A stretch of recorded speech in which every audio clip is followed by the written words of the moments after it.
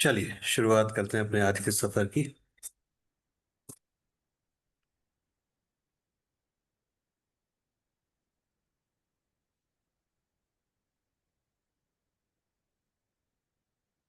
आज की शुरुआत श्री राम के नाम के साथ, राम नाम जी के जाप के साथ।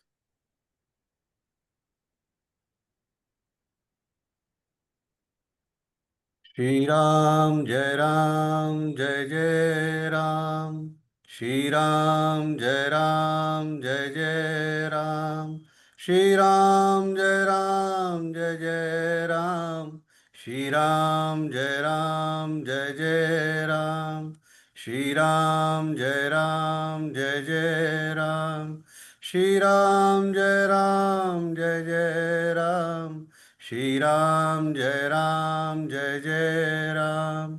भज राम जय जय राम। भज राम जय जय राम। श्री राम जय जय राम। श्री राम जय जय राम। श्री राम जय जय राम। भज राम जय जय राम। श्री राम जय जय राम। श्री राम जय जय राम। भज राम जय जय राम। श्री राम जय जय राम। श्री राम जय जय राम। भज राम जय जय राम। श्री राम जय जय राम। श्री राम जय जय राम। मनोजवं मारुततुल्यवेगं जितेन्द्रियं बुद्धिमतां वरिष्ठं वातात्मजं वानरयूथमुख्यं श्रीरामदूतं शरणं प्रपद्ये। मनोजवं मारुततुल्यवेगं जितेन्द्रियं बुद्धिमतां वरिष्ठं वातात्मजं वानरयूथमुख्यं श्रीरामदूतं शरणं प्रपद्ये। मनोजवं मारुततुल्यवेगं जितेन्द्रियं बुद्धिमतां वरिष्ठं वातात्मजं वानरयूथमुख्यं श्रीरामदूतं शरणं प्रपद्ये। मनोजवं मारुततुल्यवेगं जितेन्द्रियं बुद्धिमतां वरिष्ठं वातात्मजं वानरयूथमुख्यं श्रीरामदूतं शरणं प्रपद्ये। मनोजवं मारुततुल्यवेगं जितेन्द्रियं बुद्धिमतां वरिष्ठं वातात्मजं वानरयूथमुख्यं श्रीरामदूतं शरणं प्रपद्ये। मनोजवं मारुततुल्यवेगं जितेन्द्रियं बुद्धिमतां वरिष्ठं वातात्मजं वानरयूथमुख्यं श्रीरामदूतं शरणं प्रपद्ये। मनोजवं मारुततुल्यवेगं जितेन्द्रियं बुद्धिमतां वरिष्ठं वातात्मजं वानरयूथमुख्यं श्रीरामदूतं शरणं प्रपद्ये। श्री राम जय जय राम। गुरु ब्रह्मा गुरु विष्णु गुरुदेवो महेश्वर गुरु साक्षात् परब्रह्म तस्मै श्री गुरुवे नमः। तस्मै श्री गुरुवे नमः। तस्मै श्री गुरुवे नमः।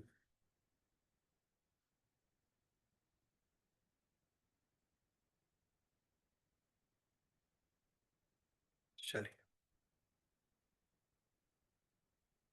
आज किसी के घर पे कोई श्राद्ध है? कोई है ऐसा? नहीं है। चलिए।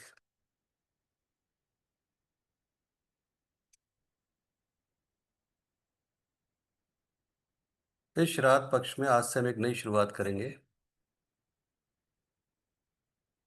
दो चीजें पूरी जीवन में घटित होती है। एक कोई आपके साथ करता है और दूसरा आप किसी दूसरे के साथ करते हो। इसके अलावा कुछ नहीं। तो पहला, जिसने भी आपके साथ गलत किया, बचपन से लेकर आज तक जिसने भी आपके इमोशंस के साथ खेला, आपको हार्ट ब्रेक किया, आपको तकलीफ दी, फाइनेंशियली, मेंटली, फिजिकली, इमोशनली, किसी भी तरीके से, चाहे वो अपने हो चाहे पराए, पड़ोसी पड़ोसी, दोस्त, कुलीग, माँ बाप, भाई बहन, पति पत्नी, कोई भी हो सकता है। अपनी आइज बंद करेंगे, बचपन से लेकर आज तक के उस सफर को 2 मिनट के लिए याद करेंगे कि ऐसा कौन है जिसने वाकई हमें तकलीफ दी, जो वाकई हमारे दुखों का कारण बना, जिसकी वजह से वाकई हमारी आंखों में आंसू आए, या हमें बहुत ज़्यादा तकलीफें उठानी पड़ी। आज 9 सितंबर 2025, मंगलवार के दिन, द्वितीय श्राद्ध के दिन, उन सब को हम बहुत सच्चे दिल से ईश्वर को साक्षी मानकर क्षमा करते हैं, और ईश्वर से यही प्रार्थना करते हैं कि हे ईश्वर, जो उन्होंने हमारे साथ किया वो ठीक है, लेकिन आगे कभी किसी के साथ ऐसा ना करें। मेरे साथ आपका आशीर्वाद था, आपकी ब्लेसिंग्स थी कि मैं उन सबको झेल पाया या मैं उन सबको झेल पाई, लेकिन ऐसा ना हो कि कोई उसको झेल ना पाए और कोई गलत कदम उठा ले। इसलिए जो भी वो लोग हैं, किसी भी रूप में हो, उन सबको सही राह दिखा, सही सद्बुद्धि प्रदान कर, बहुत सच्चे मन से अपने बचपन से लेकर आज तक उन सबको अपनी ठड़ाई पे लाइए, और बहुत साफ मन से, साफ हृदय से सबको क्षमा कर दीजिए।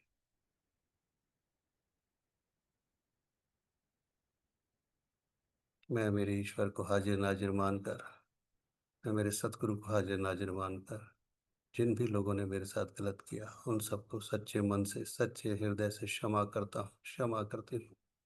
मेरे मन पर आज के बाद किसी तरह का कोई भी बोझ नहीं है, कोई दबाव नहीं है, किसी के प्रति मेरे मन में कोई भी द्वेष, ईर्ष्या, नफरत, घृणा कुछ भी नहीं है। ईश्वर उन्हें सद्बुद्धि प्रदान करे, सद्बुद्धि प्रदान करे, सद्बुद्धि प्रदान करे।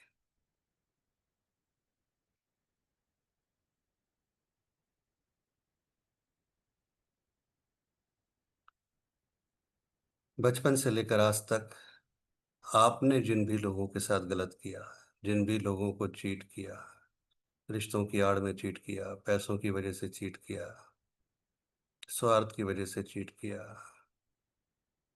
कोई चोरी की, कोई झूठ बोला, गलत किया, कुछ भी करा, क्योंकि पूरे ब्रह्मांड में केवल आप 2 जने हैं जो इस बात को जानते हैं कि आपने क्या सही करा और क्या गलत। एक आप खुद यानी आपकी आत्मा, और एक वो परमात्मा। इसके सिवा कोई तीसरा नहीं है जो जानता है कि क्या सही है और क्या गलत। तो जिन भी लोगों के दुख का कारण आप बने, जिन भी लोगों के आंख में आंसू का कारण आप बने, जिनको भी आपकी वजह से पीड़ा हुई, तकलीफ हुई, दर्द हुआ, आज बहुत प्यार के साथ ईश्वर को हाजिर नाजिर मान के, ईश्वर को साक्षी मान के, गुरु को साक्षी मान के, उन सबसे सच्चे दिल से माफ़ी मांगते हैं। और केवल आप ही नहीं, आपके परिवार से भी अगर कोई गलती हुई हो, हे परमपिता परमेश्वर, हे मेरे सतगुरु, मुझसे या मेरे परिवार से जाने अनजाने में जो कोई भी गलती हुई है, गुनाह हुआ है, मेरी वजह से या मेरे परिवार की वजह से किसी का दिल दुखा है, किसी की आंख में आंसू आए हैं, मैं या मेरा परिवार किसी के भी दुख का कारण बने हैं, तो उन सब से मैं हाथ जोड़ के, चरण पकड़ के, सच्चे दिल से, कोमल हृदय से क्षमा मांगता हूँ, क्षमा मांगता हूँ, क्षमा मांगता हूँ। I am sorry, I am sorry, I am sorry.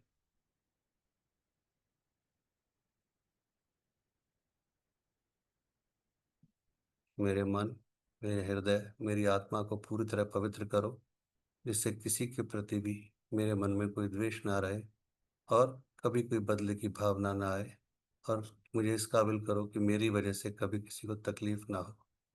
मैं लोगों की मुस्कुराहट का कारण बनूं, उनके दुखों को दूर करने वाली दवा बनूं,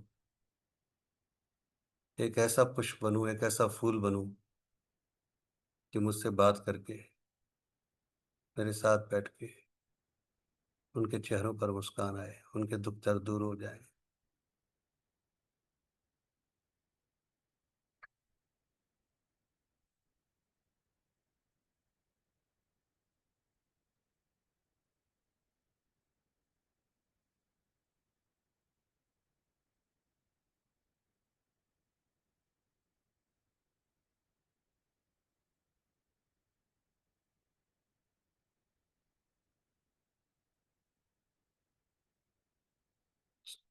चलिए।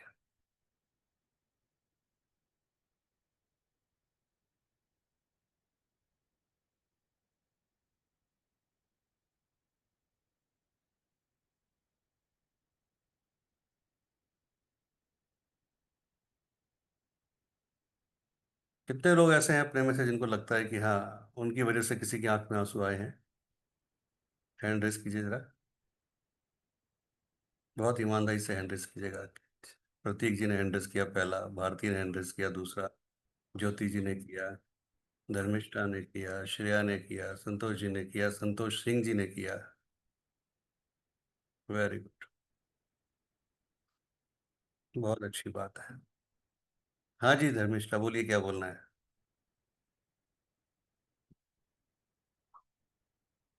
कुछ बोलना नहीं है गुरुदेव, वो तो मैंने हैंड रेज अच्छा, हैंड रेस किया बस केवल, ठीक है। हैंड रेज किया। ठीक है। चलिए, बहुत अच्छी बात। अगर ये हम एहसास कर पा रहे हैं कि हमारी वजह से किसी को तकलीफ, तो बहुत अच्छी बात है। हम माफी मांग रहे हैं उनसे। चलिए, आज जो भी पितृपक्ष के दूसरे दिन, जो कोई भी हमारे पूर्वज, हमारे पितृ, इस 84 लाख योनियों में हमने जो भी जन्म लिए, उन सब में जो भी हमारे नातेदार रहे, रिश्तेदार रहे, मित्र रहे, बंधु रहे, बांधव रहे, सखा रहे, या कोई भी ऐसे जानवर रहे, या कोई भी ऐसे, कुछ भी ऐसी चीजें रही जिनके साथ हमारा अटैचमेंट रहा, फिजिकली या इनविजिबल वे में, और जो इस दुनिया में नहीं है, दिवंगत हो चुके हैं, उनकी आत्मा की शांति के लिए आज हम श्रीमद् भगवत गीता के दूसरे अध्याय का पाठ करेंगे। और ईश्वर से, परम पिता से, सदगुरु से प्रार्थना करेंगे कि वो जो लोग इस अध्याय को सुने, और सुनकर ईश्वर उन्हें उनके कर्मों के हिसाब से मुक्ति और मोक्ष प्रदान करे। श्रीमद् भगवत गीता के दूसरे अध्याय का महात्म्य। श्री भगवान कहते हैं, लक्ष्मी, प्रथम अध्याय के महात्म्य का उत्तम उपाख्यान मैंने तुम्हें सुना दिया। अब अन्य अध्यायों के महात्म्य श्रवण करो। दक्षिण दिशा में वेद वेता ब्राह्मणों के पुरंदरपुर नामक नगर में श्रीमान देव शर्मा नामक एक विद्वान ब्राह्मण रहते थे। वे अतिथियों के पूजक, स्वाध्यायशील, वेद शास्त्रों के विशेषज्ञ, यज्ञों का अनुष्ठान करने वाले और तपस्वियों के सदा ही प्रिय थे। उन्होंने उत्तम द्रव्यों के द्वारा अग्नि में हवन करके दीर्घ काल तक देवताओं को तृप्त किया, किंतु उन धर्मात्मा ब्राह्मण को कभी सदा रहने वाली शांति ना मिली। वे परम कल्याण में तत्व का ज्ञान प्राप्त करने की इच्छा से प्रतिदिन प्रचुर सामग्रियों के द्वारा सत्य संकल्प वाले तपस्वियों की सेवा करने लगे। इस प्रकार शुभ आचरण करते हुए उन्हें बहुत समय बीत गया। तदंतर एक दिन पृथ्वी पर उनके समक्ष एक त्यागी महात्मा प्रकट हुए। वे पूर्ण अनुभवी, आकांक्षा रहित, नासिका के अग्रभाग पर दृष्टि रखने वाले तथा शांत चित्त थे। निरंतर परमात्मा के चिंतन में संलग्न हो वे सदा आनंद विभोर रहते थे। देव शर्मा ने उन नित्य संतुष्ट तपस्वी को शुद्ध भाव से प्रणाम किया और पूछा, महात्मन, मुझे शांतिमयी स्थिति कैसे प्राप्त होगी? तब उन आत्मज्ञानी संत ने देव शर्मा को सौपुर ग्राम के निवासी मित्रवान का, जो बकरियों का चरवा था, परिचय दिया और कहा कि वही तुम्हें उपदेश देगा। यह सुनकर देव शर्मा ने महात्मा के चरणों की वंदना की और समृद्धिशाली सौपुर ग्राम में पहुंचकर उसके उत्तर भाग में एक विशाल वन देखा। उसी वन में नदी के किनारे एक शिला पर मित्रवान बैठा था। उसके नेत्र आनंद से निश्चल हो रहे थे। वह अपलक दृष्टि से देख रहा था। वह स्थान आपस का स्वाभाविक वैर छोड़कर एकत्रित हुए परस्पर विरोधी जंतुओं से घिरा था। वहां उद्यान में मंद मंद वायु चल रही थी। मृगों के झुंड शांत भाव से बैठे थे और मित्रवान दया से भरी हुई आनंदमयी मनोहारिणी दृष्टि से पृथ्वी पर मानो अमृत छिड़क रहा था। इस रूप में उसे देखकर देव शर्मा का मन प्रसन्न हो गया। वे उत्सुक होकर बड़ी विनय के साथ मित्रवान के पास गए। मित्रवान ने भी अपने मस्तक को किंचित निवाकर देव शर्मा का सत्कार किया। तदंतर विद्वान देव शर्मा अनन्य चित्त से मित्रवान के समीप गए, और जब उसके ध्यान का समय समाप्त हो गया, उस समय उन्होंने अपने मन की बात पूछी। महाभाग, मैं आत्मज्ञान प्राप्त करना चाहता हूँ। मेरे इस मनोरथ की पूर्ति के लिए मुझे किसी ऐसे उपाय का उपदेश कीजिए जिसके द्वारा मुझे सिद्धि प्राप्त हो चुकी हो। देव शर्मा की बात सुनकर मित्रवान ने एक क्षण तक विचार किया। उसके बाद कहा, विद्वान, एक समय की बात है, मैं वन के भीतर बकरियों की रक्षा कर रहा था। इतने में एक भयंकर व्याघ्र पर मेरी दृष्टि पड़ी, जो मानो सबको ग्रस लेना चाहता था। मैं मृत्यु से डरता था, इसलिए व्याघ्र को आते देख बकरियों के झुंड को आगे करके वहां से भाग चला। किंतु एक बकरी तुरंत ही सारा भय छोड़कर नदी के किनारे उस बाघ के पास बेरोक टोक चली गई। फिर तो व्याघ्र भी देश छोड़कर चुपचाप खड़ा हो गया। उसे इस अवस्था में देखकर बकरी बोली, व्याघ्र, तुम्हें तो अभिष्ट भोजन प्राप्त हुआ है। मेरे शरीर से मांस निकालकर प्रेम पूर्वक खाओ ना। तुम इतनी देर से खड़े क्यों हो? तुम्हारे मन में मुझे खाने का विचार क्यों नहीं आ रहा? व्याघ्र बोला, बकरी, इस स्थान पर आते ही मेरे मन से द्वेष का भाव निकल गया। भूख प्यास भी मिट गई, इसलिए पास आने पर भी अब मैं तुझे खाना नहीं चाहता। व्याघ्र के यूं कहने पर बकरी बोली, ना जाने मैं कैसे निर्भय हो गई, इसमें क्या कारण हो सकता है? यदि तुम जानते हो तो बताओ। यह सुनकर व्याघ्र ने कहा, मैं भी नहीं जानता, चलो सामने खड़े हुए इन महापुरुष से पूछें। ऐसा निश्चय करके वे दोनों वहां से चल दिए। उन दोनों के स्वभाव में विचित्र परिवर्तन देखकर मैं बहुत विस्मय में पड़ा था। इतने में ही उन्होंने मुझसे ही आकर प्रश्न किया। वहां वृक्ष की शाखा पर एक वानर राज थे। उन दोनों के साथ मैंने भी वानर राज से पूछा। विप्रवर, मेरे पूछने पर वानर राज ने आदर पूर्वक कहा, सुनो, इस विषय में मैं तुम्हें प्राचीन वृतांत सुनाता हूँ। यह सामने वन के भीतर जो बहुत बड़ा मंदिर है उसकी ओर देखो। इसमें ब्रह्मा जी का स्थापित किया हुआ एक शिवलिंग है। पूर्व काल में यहाँ सुकर्मा नामक एक बुद्धिमान महात्मा रहते थे, जो तपस्या में संलग्न होकर इस मंदिर में उपासना करते थे। वे वन से फूलों का संग्रह कर कर लाते और नदी के जल से पूजनीय भगवान शंकर को स्नान कराकर उन्हीं से उनकी पूजा किया करते थे। इस प्रकार आराधना का कार्य करते हुए सुकर्मा यहाँ निवास करते थे। बहुत समय के बाद उनके समीप किसी अतिथि का आगमन हुआ। सुकर्मा ने भोजन के लिए फल लाकर अतिथि को अर्पण किया और कहा, विद्वन, मैं केवल तत्वज्ञान की इच्छा से भगवान शंकर की आराधना करता हूँ। आज इस आराधना का फल परिपक्व होकर मुझे मिल गया, क्योंकि इस समय आप जैसे महापुरुष ने मुझ पर अनुग्रह किया है। सुकर्मा के ये मधुर वचन सुनकर तपस्या के धनी महात्मा अतिथि को बड़ी प्रसन्नता हुई। उन्होंने एक शिलाखंड पर गीता का दूसरा अध्याय लिख दिया और ब्राह्मण को उसके पाठ एवं अभ्यास के लिए आज्ञा देते हुए कहा, ब्राह्मण, इससे तुम्हारा आत्मज्ञान संबंधी मनोरथ अपने आप सफल हो जाएगा। यूं कहकर वे बुद्धिमान तपस्वी सुकर्मा के सामने देखते देखते अंतर्ध्यान हो गए। सुकर्मा विस्मित होकर उनके आदेश के अनुसार निरंतर गीता के द्वितीय अध्याय का अभ्यास करने लगे। तदंतर दीर्घ काल के पश्चात अंतःकरण शुद्ध होकर उन्हें आत्मज्ञान की प्राप्ति हुई। फिर वे जहां जहां गए वहां वहां का तपोवन शांत हो गया। उनमें शीत उष्ण और राग द्वेष आदि की बाधाएं दूर हो गई। इतना ही नहीं, उन स्थानों में भूख प्यास का कष्ट भी जाता रहा तथा भय का सर्वथा अभाव हो गया। यह सब द्वितीय अध्याय का जप करने वाले सुकर्मा ब्राह्मण की तपस्या का प्रभाव समझिए। मित्रवान कहता है कि वानर राज के यूं कहने पर मैं प्रसन्नता पूर्वक बकरी और बाघ के साथ उस मंदिर की ओर गया। वहां जाकर शिलाखंड पर लिखे हुए गीता के द्वितीय अध्याय को मैंने देखा और पढ़ा। उसी की आवृत्ति करने से मैंने तपस्या का पार पा लिया है। अतः भद्रपुरुष, तुम भी सदा द्वितीय अध्याय की आवृत्ति किया करो। ऐसा करने पर मुक्ति तुमसे दूर नहीं रहेगी। श्री भगवान कहते हैं, प्रिय मित्रवान के इस प्रकार आदेश देने पर देव शर्मा ने उसका पूजन किया और उसे प्रणाम करके पुरंदरपुर की राह ली। वहां किसी देवालय में प्रवोक्त आत्मज्ञानी महात्मा को पाकर उन्होंने सारा वृतांत निवेदन किया और सबसे पहले उन्हीं से द्वितीय अध्याय को पढ़ा। उनसे उपदेश पाकर शुद्ध अंतःकरण वाले देव शर्मा प्रतिदिन बड़ी श्रद्धा के साथ द्वितीय अध्याय का पाठ करने लगे। तब से उन्होंने प्रशंसा के योग्य परम पद को प्राप्त कर लिया। लक्ष्मी, यह द्वितीय अध्याय का उपाख्यान मेरे द्वारा कहा गया। ओम श्री परमात्मा नमः। दूसरा अध्याय।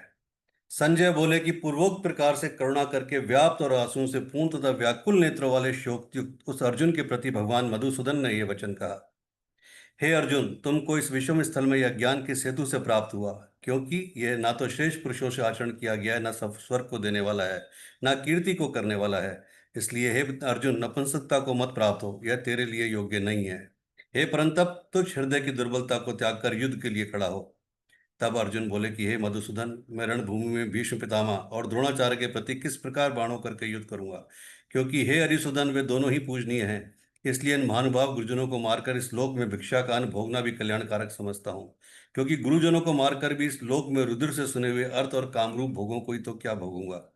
और हम लोग यह भी नहीं जानते कि हमारे लिए क्या करना श्रेष्ठ है, अथवा यह भी नहीं जानते कि हम जीतेंगे या हमको वो जीतेंगे।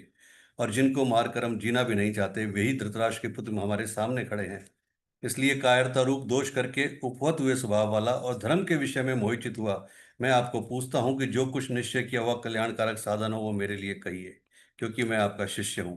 इसलिए आपके शरण हुए मेरे को शिक्षा दीजिए, क्योंकि भूमि में निष्कंटक धन धान्य संपन्न राज्य को और देवताओं के स्वामिपने को प्राप्त होकर भी मैं उस उपाय को नहीं देखता हूं जो कि मेरी इंद्रियों के सुखाने वाले शोक को दूर कर सके। संजय बोले, हे राजन, निद्रा को जीतने वाले अर्जुन अंतर्यामी श्री कृष्ण महाराज के प्रति इस प्रकार कहकर चुप हो गए। भगवान से युद्ध नहीं करूंगा, ऐसा स्पष्ट कहकर चुप हो गए। उसके उपरांत हे भरतवंशी धृतराष्ट्र, अंतर्यामी श्री कृष्ण महाराज ने दोनों सेनाओं के बीच में उस शोकतुत अर्जुन को हंसते हुए से ये वचन कहे, हे अर्जुन, तू ना शोक करने योग्यों के लिए शोक करता है और पंडितों से वचनों को कहता है, परंतु पंडित जन जिनके प्राण चले गए हैं और उनके लिए भी, और जिनके प्राण नहीं गए हैं उनके लिए भी शोक नहीं करते हैं, क्योंकि आत्मा नित्य है, इसलिए शोक करना अयुक्त है। वास्तव में ना तो ऐसा ही है कि मैं किसी काल में नहीं था, अथवा तू नहीं था, अथवा ये राजा लोग नहीं थे, और ना ऐसा ही है कि इससे आगे हम सब नहीं रहेंगे। किंतु जैसे जीवात्मा की इस देह में कुमार, युवा और वृद्ध अवस्था होती है, वैसे ही अन्य शरीर की प्राप्ति होती है। उस विषय में धीर पुरुष नहीं मोहित होता है। अर्थात जैसे कुमार, युवा और जरा अवस्था रूप स्थूल शरीर का विकार अज्ञान से आत्मा में भासता है, वैसे ही एक शरीर से दूसरे शरीर को प्राप्त होना रूप सूक्ष्म शरीर का विकार भी अज्ञान से आत्मा में ही भासता है। इसलिए तत्व को जानने वाला धीर पुरुष इस विषय में नहीं मोहित होता है। हे कुंती पुत्र, सर्दी गर्मी सुख दुख को देने वाले इंद्रिय और विषयों के संयोग तो क्षण भंगुर और अनित्य हैं। इसलिए हे भरतवंशी अर्जुन, उनको तू सहन कर, क्योंकि हे पर पुरुष श्रेष्ठ, दुख सुख को समान समझने वाले जिस धीर पुरुष को यह इंद्रियों के विषय व्याकुल नहीं कर सकते, वह मोक्ष के लिए योग्य होता है। और हे अर्जुन, असत वस्तु का तो अस्तित्व ही नहीं है और सत का अभाव नहीं है। इस प्रकार इन दोनों का एक तत्व ज्ञानी पुरुषों द्वारा देखा गया है। इस न्याय के अनुसार नाश रहित तो उसको जान की जिससे संपूर्ण जगत व्याप्त है, क्योंकि इस अविनाशी का विनाश करने को कोई भी समर्थ नहीं है। और इस नाश रहित अप्रमेय नित्य स्वरूप जीवात्मा के यह सब शरीर नाशवान कहे गए हैं। इसलिए हे भरतवर्षी अर्जुन, तू युद्ध कर।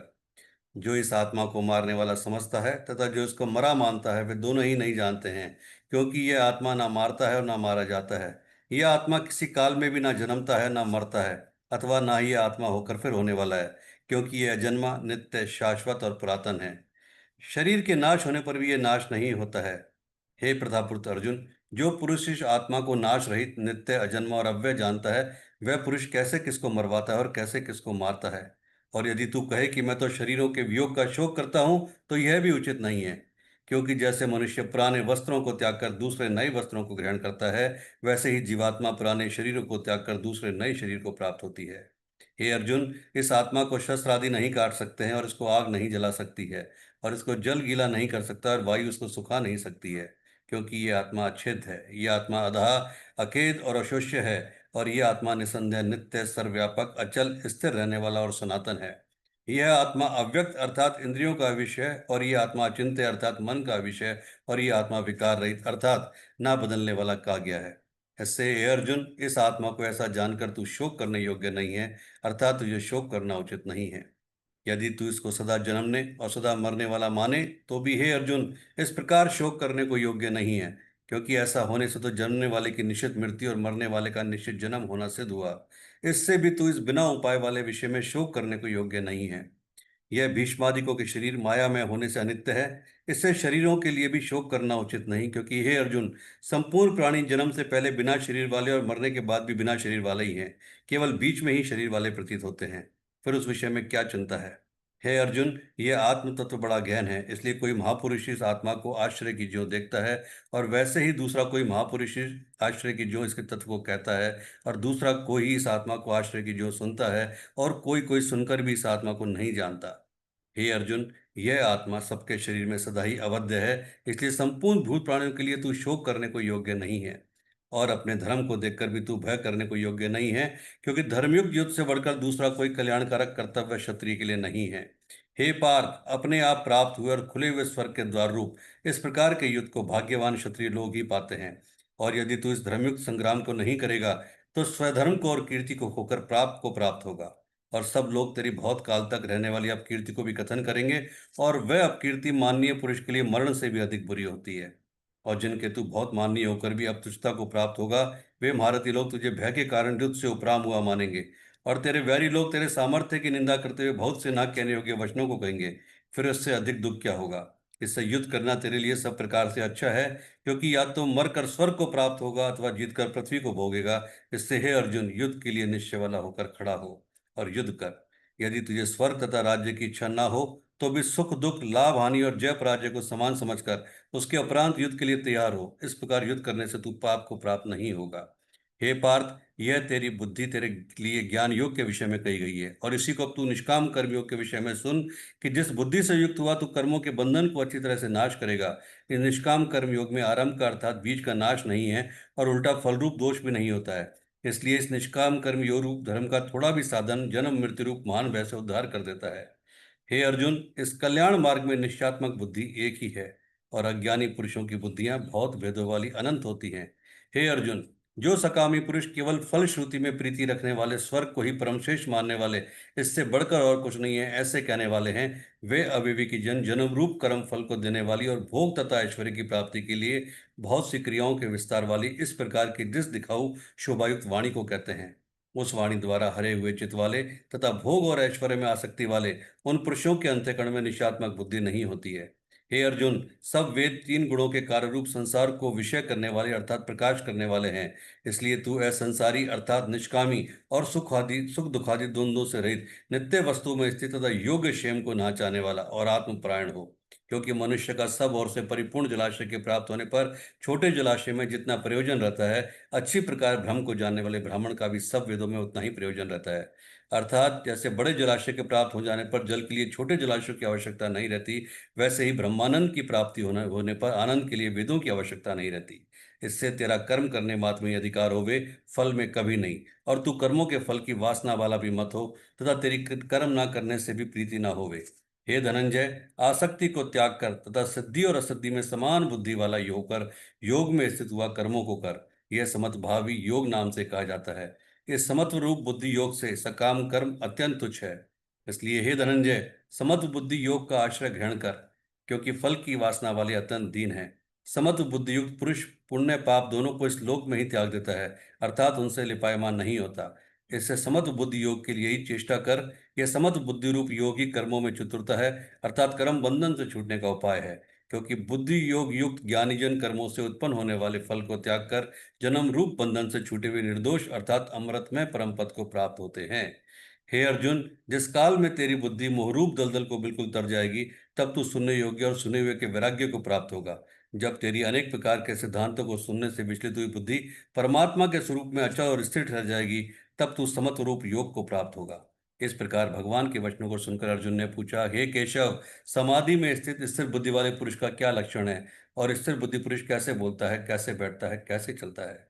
उसके उपरांत श्री कृष्ण महाराज बोले, हे अर्जुन, जिस काल में यह पुरुष मन में स्थित संपूर्ण कामनाओं को त्याग देता है, उस काल में आत्मा से ही आत्मा में संतुष्ट हुआ स्थिर बुद्धि वाला कहा जाता है।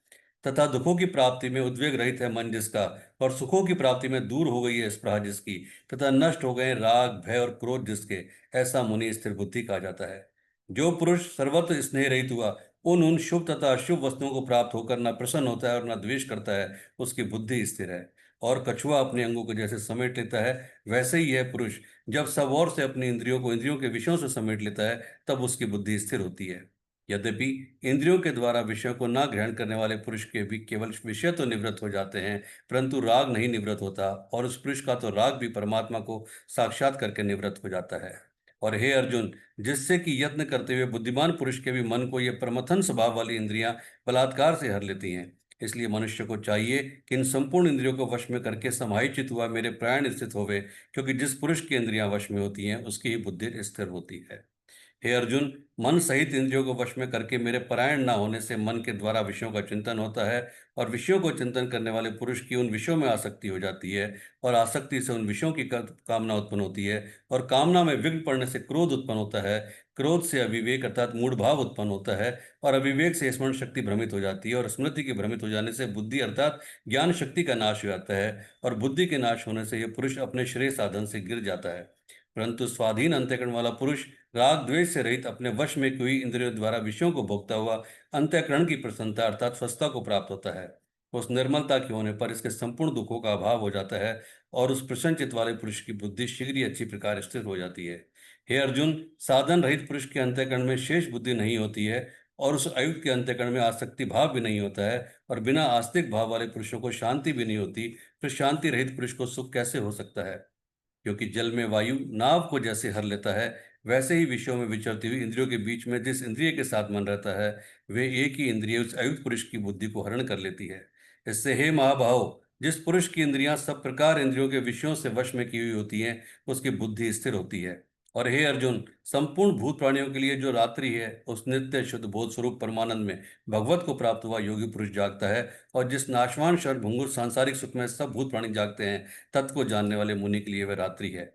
जैसे सब ओर से परिपूर्ण अचल प्रतिष्ठा वाले समुद्र के प्रति नाना नदियों के जल उसको चलायमान ना करते हुए समा जाते हैं, वैसे ही जिस स्थिर बुद्धि पुरुष के प्रति संपूर्ण भोग किसी प्रकार का विकार उत्पन्न किए बिना ही समा जाते हैं, वह पुरुष परम शांति को प्राप्त होता है, ना कि भोगों को चाहने वाला।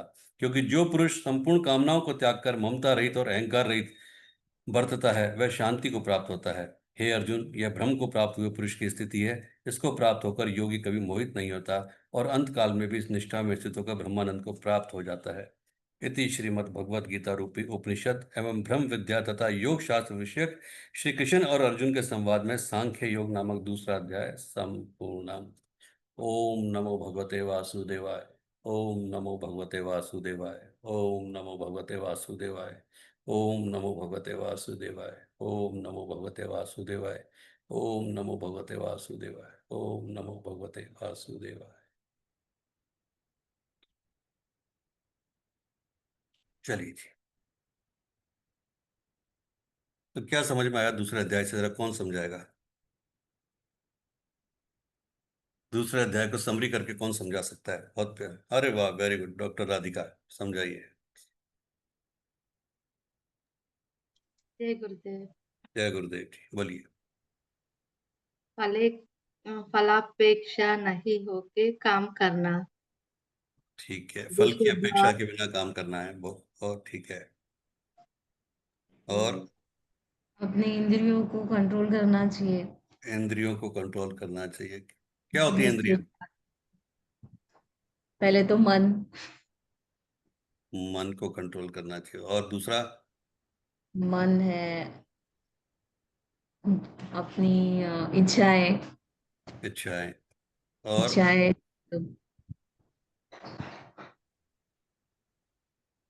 अम, और गुरु जी कैसे समझाऊं? नहीं, जैसे आप समझाना चाहो मैं समझ जाऊंगा। आप समझा कोशिश करो, मैं समझ जाऊंगा।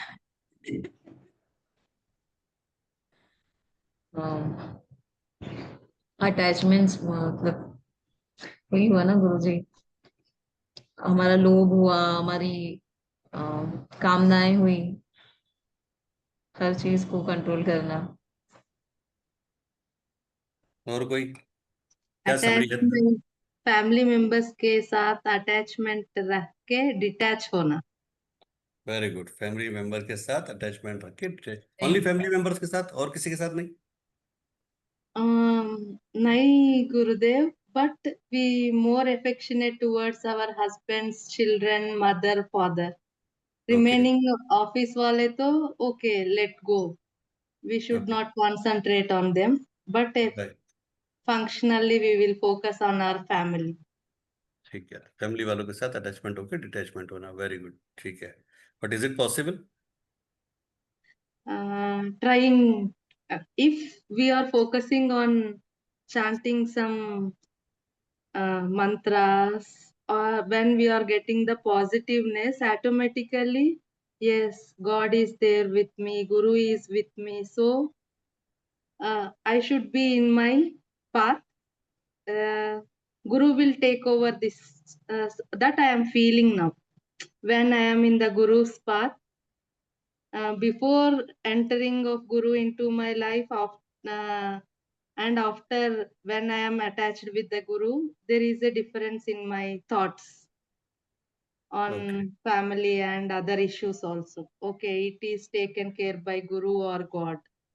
Why should I do my work? हम्म। और कोई? गुरुजी मैंने जो समझा वो ये स्टार्टिंग में जब स्टार्ट हुआ तो उसमें ये समझा कि लाइक पहली चीज है कि भय हमारे अंदर नहीं होना चाहिए। लाइक हम लाइफ की सिचुएशन हो या अगर हम एक प्रैक्टिकल वे में बोलें तो एक फियर होता है कि मैं खोने का डर, कुछ करने का डर या अगर जैसे किसी का लाइफ स्टेटस होता है अगर हमारा जॉब चली गई तो हमारा स्टेटस चला जाएगा या मैंने ऐसा किया तो मेरा कोई रिश्ता टूट जाएगा। कुछ एक फियर्स, बहुत सारे फियर्स होते हैं। तो हमें फियर नहीं रखना है। इफ यू अंदर लाइक लाइक जैसे उन्होंने कहा कि अगर हम किसी भी जैसे कोई प्रेयर्स कर रहे हैं या गुरु को फॉलो कर रहे हैं, एक सही बात पे चल रहे हैं, तो भय किसी चीज का नहीं होना चाहिए। 1 2 जो भी हमारा एक्शन है, जैसे हम कर्मा कहते हैं, it has to be like in the positive direction. Again, जैसी हमारी बुद्धि है, जैसा हमारा जितना हम सोच सकते हैं, उसके हिसाब से हमें उसको एक पॉजिटिव डायरेक्शन में रख के चलना है। तो जो एंड है, that is going to be what is decided, वो होना ही है। जो जो जो जो भी है, वो एक हमारा पाथ डिसाइडेड है। We just have to follow the instinct and we walk on that path. बहुत बढ़िया। भय को नहीं रखना है, सबसे बड़ी बात है, भय को नहीं रखना। जी गार्गी बोलिए।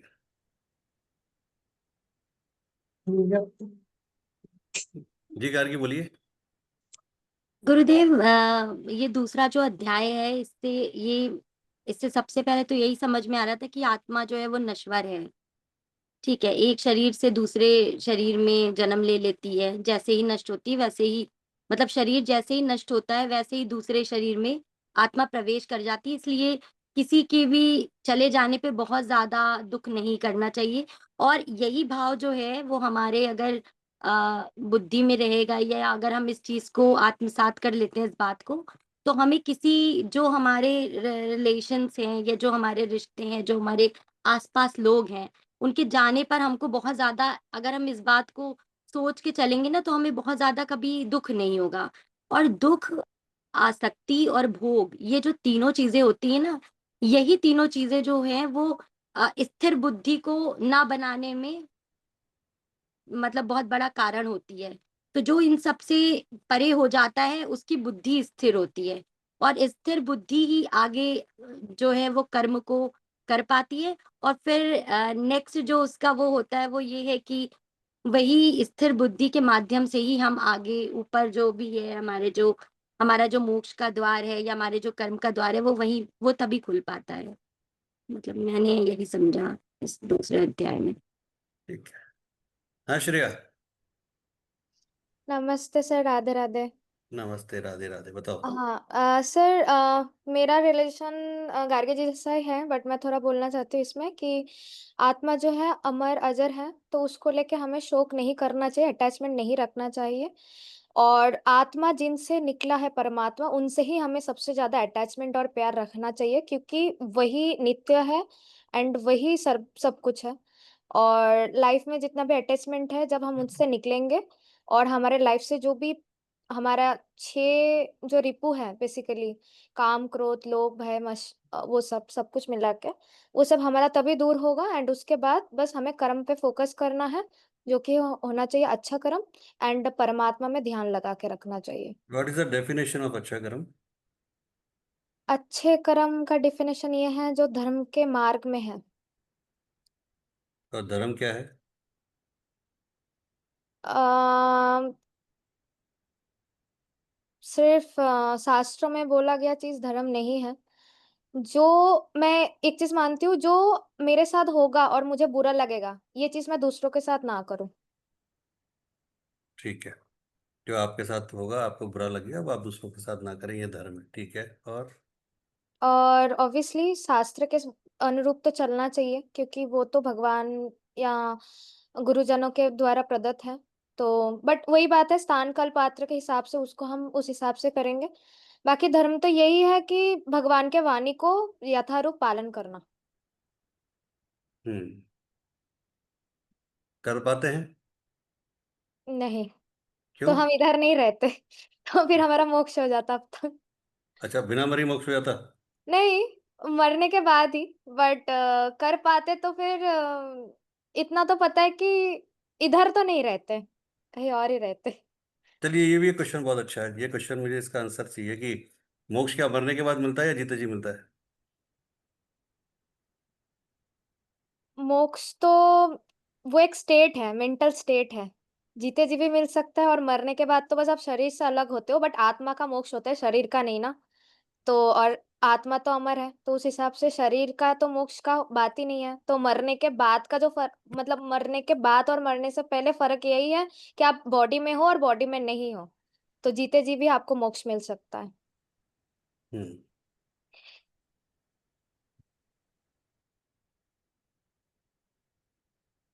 ठीक है। आप में से कितने लोग ऐसे हैं जो ये मानते हैं कि जो कुछ होता है उसकी मर्जी के बिना पत्ता भी नहीं हिलता? कौन कौन इस बात को मानता है? ज्योति जी मानती हैं, धर्मिष्ठा मानती है, सुब्रमण्यम जी मानते हैं। ऑलमोस्ट सभी लोगों ने माना है कि हाँ, उसके मर्जी के बिना पत्ता नहीं हिलता। पक्की बात है ये कि उसकी मर्जी के बिना पत्ता नहीं हिलता? जो वो करता है वही होता है? पक्का? फिर आप क्यों सोचते हो कि मैं कल ये करूंगा, परसों ये करूंगा, फिर ये करूंगा? फिर प्लानिंग क्यों करते हो? जब उसी को करना है तो फिर आप प्लानिंग क्यों करते हो? मतलब ये गुरु फ्री जी विल का हमारा कर्म कॉन्सेप्ट होता है। जरूरी है, जो होना आपका है कर्म वो। जरूरी है। हाँ, कर्म जरूरी है, गीता में भी यही लिखा है कि कर्म करना है, दैट इज इम्पोर्टेंट। और वो that action is important. Action is action के इम्पोर्टेंट। बिना कुछ नहीं होगा। लाइक जो होना, जो भी, जो हमारा, जैसे आपने भी कल बात की थी कि हमारा प्रारब्ध है, हम कहाँ से आए हैं, क्या हमारी पास जर्नी रही है, वो सब इस आत्मा के साथ कंटिन्यूएशन में है। But this is the time, this is the life given to us wherein we can do the positive karma as per our knowledge. Again, जैसे अभी आपने कहा कि धर्म या कर्म की कोई पर्टिकुलर डेफिनेशन नहीं है, बट जो भी हम करें वो कर्मा एक्शन करना ही है, उसके अलावा देयर इज नथिंग। एक पेड़ भी है, वो भी एक्शन करता है, वो अपना पानी लेता है धरती से, अपने सब एनर्जी लेता है, तब जाके पत्ते होते हैं। तो वो लिखता है कि वो खड़ा है, लेकिन वो खड़ा नहीं है, वो कुछ कर रहा है। सिमिलरली हमें भी अपना as human body we have to do our work. Sir, इसमें और एक चीज ऐड करें क्या? हाँ, बोलो। सर, कर्म तो ठीक है, बट कर्म में भी बहुत टाइप का प्रकार भेद है। बट मुझे लगता है कि गीता में भी मैंने कभी कहीं पढ़ा था कि निष्काम कर्म करना सबसे ज्यादा इम्पोर्टेंट है। इच्छा रहित कर्म, वही कर्म एक्चुअली में मतलब सही होता है। और नहीं तो दूसरा, अगर हम कोई भी कर्म करते हैं मतलब मतलब रिजल्ट ओरिएंटेड या कुछ भी एक्सपेक्टेशंस के साथ, तो वो कर्म का वही बात है कि कर्म फल बनता जाता है, बनता जाता है, और हम इस चक्र में फंसते जाते हैं।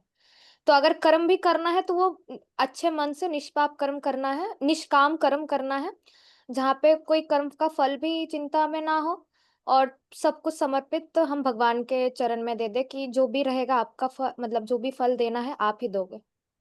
क्या श्रेया ने पैदा होने से लेकर आज तक सारे निष्काम कर्म किए हैं? नहीं नहीं नहीं सर, मेरा बात मैं नहीं कर रही हूँ, मैं तो नहीं बस नहीं, मैं भी आपका क्वेश्चन का ही वो कर रहा हूँ। क्या जब श्रेया बोले श्रेया ने किए हैं, तब श्रेया को पता है कि निष्काम कर्म करना है, तो क्यों नहीं किया?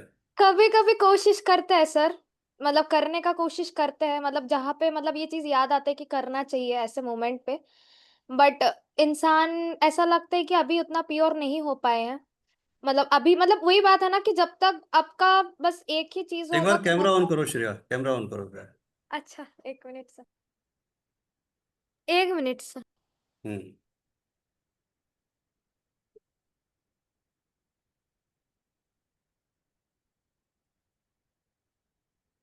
हम आदमी बोलो जब तक।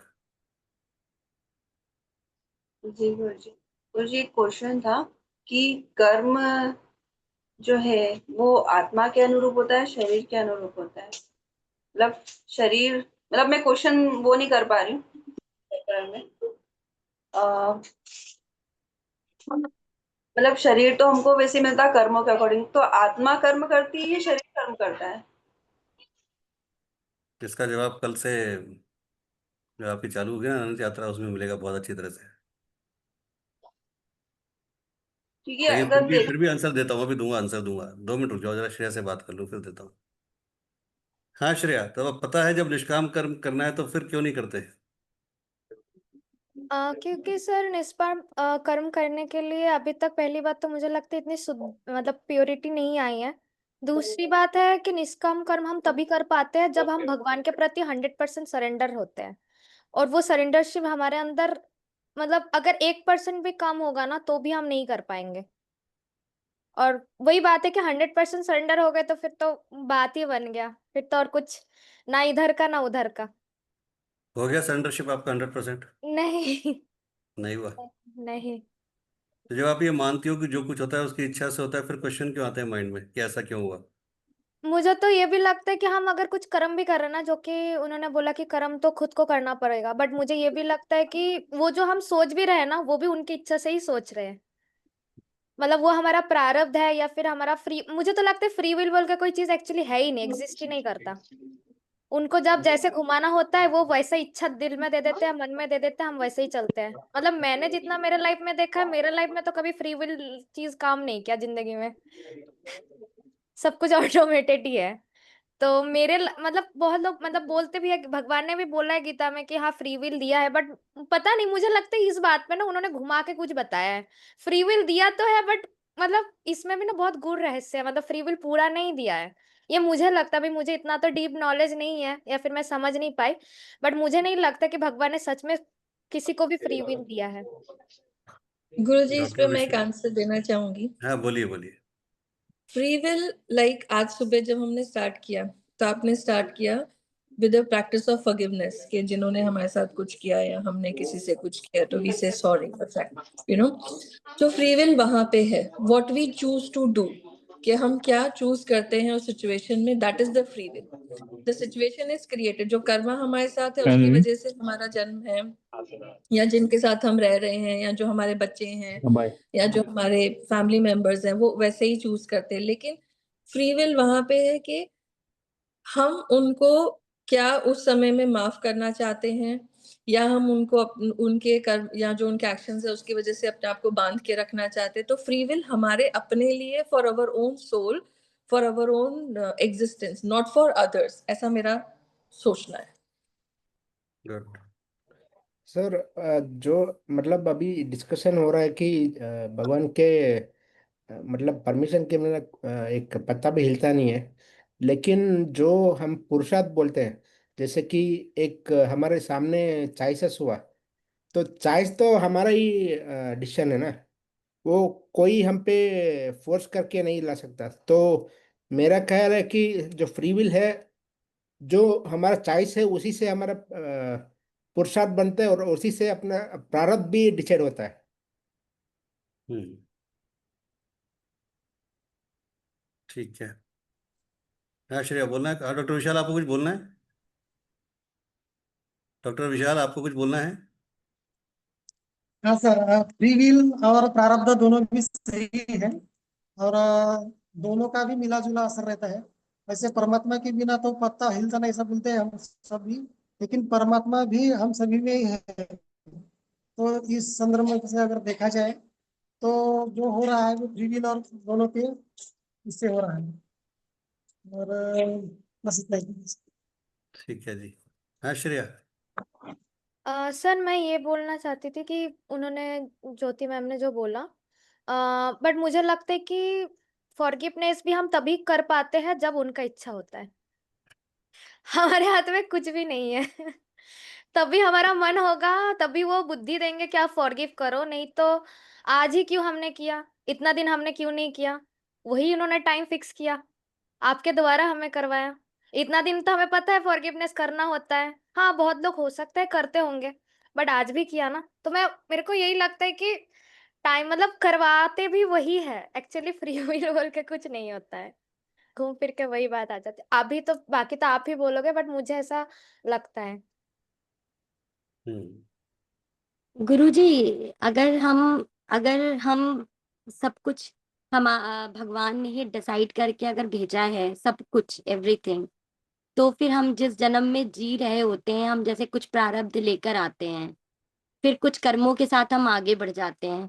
वो कर्म ही तो हमारे फिर आगे दूसरे जन्म के लिए प्रारब्ध हमारे बनते हैं।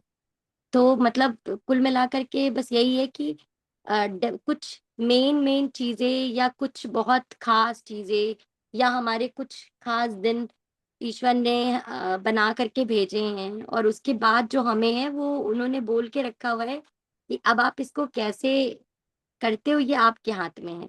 उसी में जो हम अच्छा करते हैं वो हमारे अच्छे कर्म होते हैं, और जो बुरा करते हैं वो सब जुड़ करके फिर हमारा अगला जन्म जो होता है वो हमारा हमारी डेस्टिनी बनता है। मतलब मैं ऐसा समझ पाती हूँ।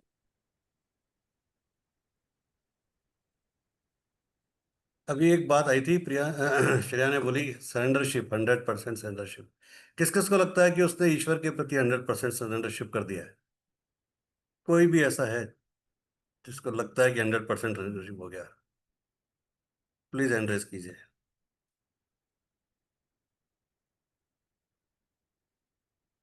डॉक्टर राधिका आपको लगता है?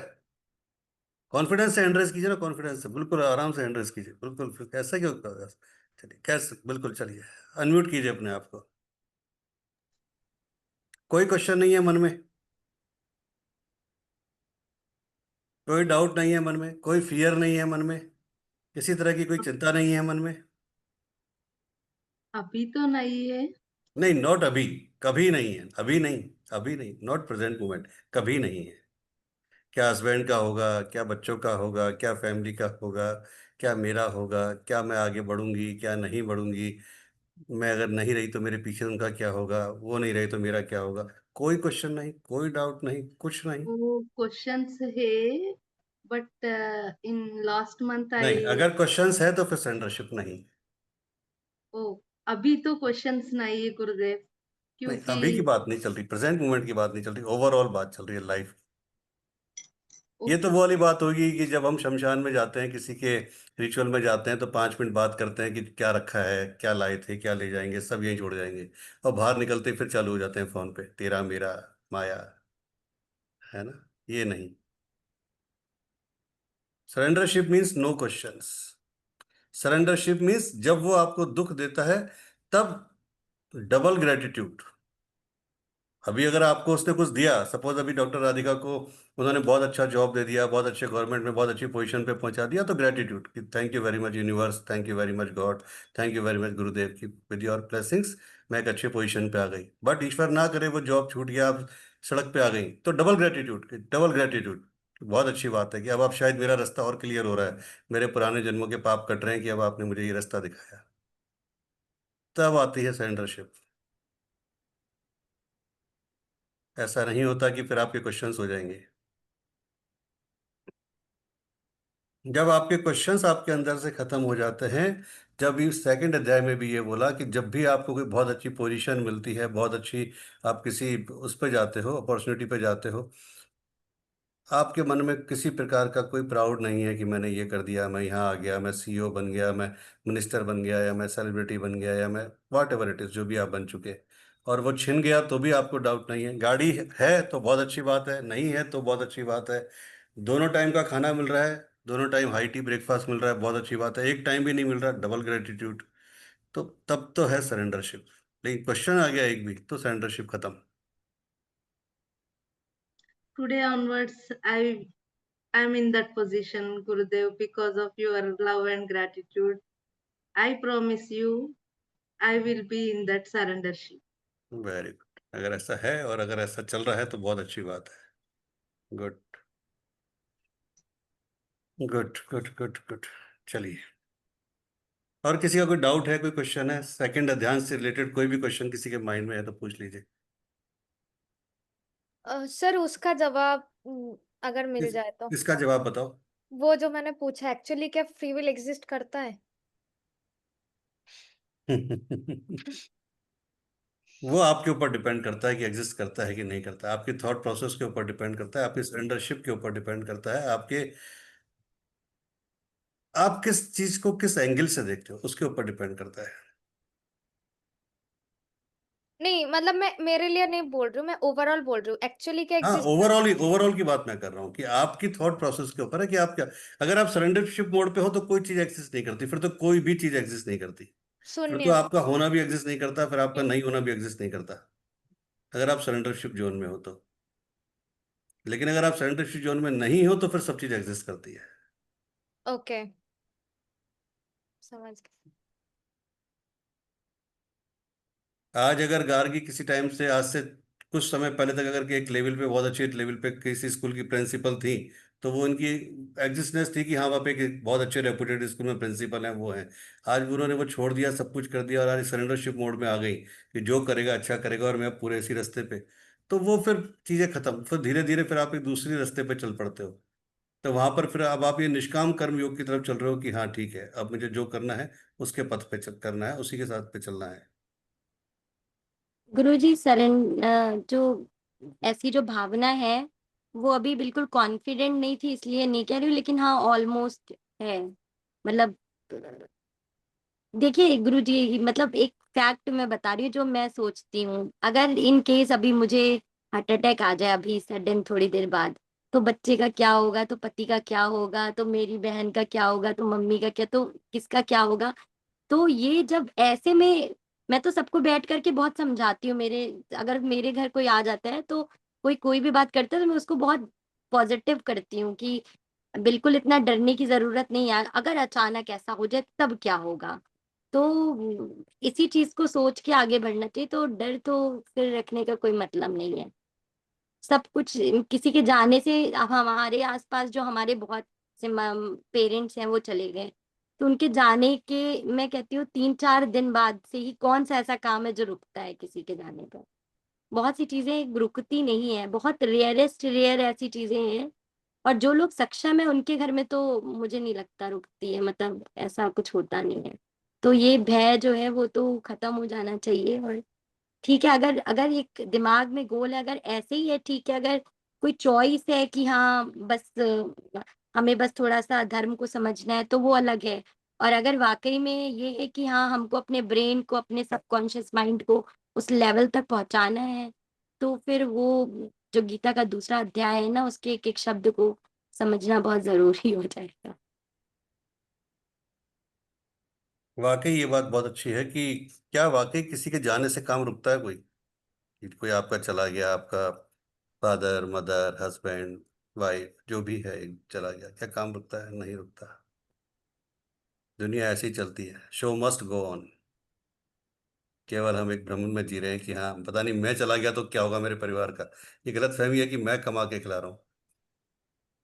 बल्कि हो सकता है आपके जाने के बाद वो और ज़्यादा मैच्योर हो जाए, वो और ज़्यादा उसको, क्योंकि उसको ज़िंदगी के सपने समझ में आ जाए, ज़िंदगी उसको और स्ट्रांग कर दे। ऐसे बहुत सारे एग्जांपल्स हैं कि जिनके हस्बैंड चले गए तो उसके बाद फिर वाइफ जो बिल्कुल हाउस वाइफ थी, जीरो जीरो मीन्स कि जो कम्प्लीटली हाउस वाइफ कहती है हम कुछ नहीं करते, वो हाउस वाइफ थी, वो आज किसी बहुत अच्छी पोजीशन पे, बहुत अच्छी बिजनेस वुमेन्स हैं या बहुत कुछ कर पा रही हैं। है ना? क्योंकि ईश्वर ने डेस्टिनी में ये लिखा था कि आप उनके जाने के बाद ही कर पाओगे। तो किसी के जाने से कुछ नहीं होता, कभी जिंदगी नहीं रुकती। ये हमारा भ्रम है, हमारा डर डर है, हमारी सोच है कि हाँ मैं हूं तो कुछ हो रहा है। कुछ नहीं हो रहा आपके होने से। हटके देखो 4 दिन, कोई याद भी नहीं करेगा। जब तक सामने हो तब तक ही दिख रहा है।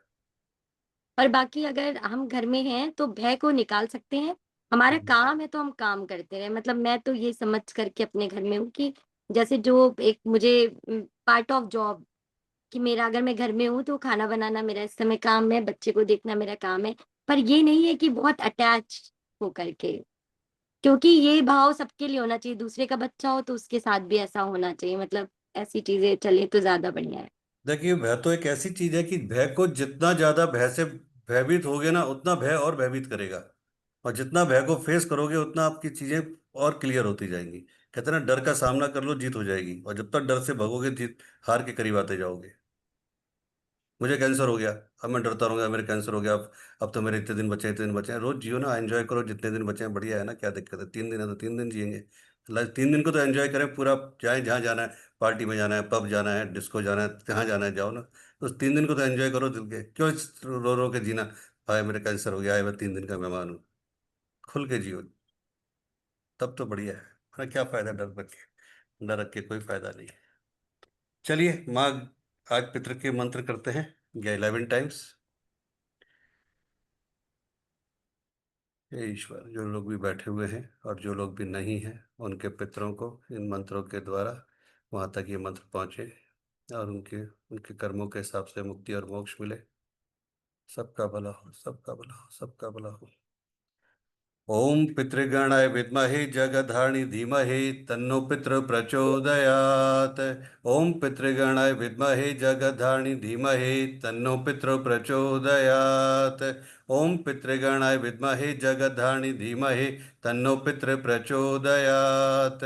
ओम पितृगणाय विद्महे जगधारिणी धीमहि तन्नो पितृ प्रचोदयात्। ओम पितृगणाय विद्महे जगधारिणी धीमहि तन्नो पितृ प्रचोदयात्।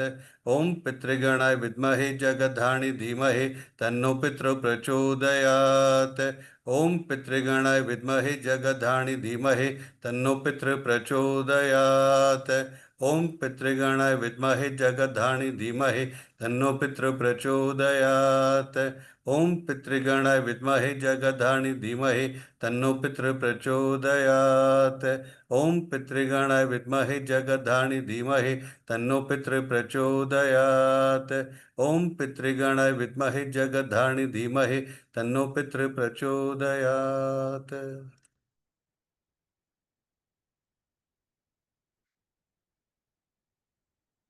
आज मंगलवार का आज के दिन की समापन हम श्री राम स्तुति से करेंगे। श्री रामचंद्र कृपालु भजु मन हरण भव भय दारुणम नव कंज लोचन कंज मुख कर कंज पद कंजारुणम कंदर्प अगणित अमित छवि नव नील नीरद सुंदरम पटपीत मानहु तड़ित रुचि शुचि नौमि जनक सुतावरम भजु दीन बंधु दिनेश दानव दैत्य वंश निकंदनम रघुनंद आनंद कंद कौशल चंद दशरथ नंदनम सिर मुकट कुंडल तिलक चारु उदारु अंग विभूषणम आजानु भुज शर चाप धर संग्राम जित खर दूषणम इति वदति तुलसीदास शंकर शेष मुनिमन रंजनम मम हृदय कंज निवास कुरु कामादि खल दल गंजनम मनुजाहि राचे उमल ही सोबरु सहज सुंदर सावरो करुणा निदान सुजान सीलु सनेहु जानत रावरो अहि भांति गौरी असीस सुनिसिय सहित हियम हर्षियलि तुलसी भवानी पूज पुनि पुनि पुनि मुदित मन मंदिर चली जानी गौरी अनुकूल सिय हिय हर्षु न जाई कही मंजुल मंगल मूल वाम अंग फरकन लगे।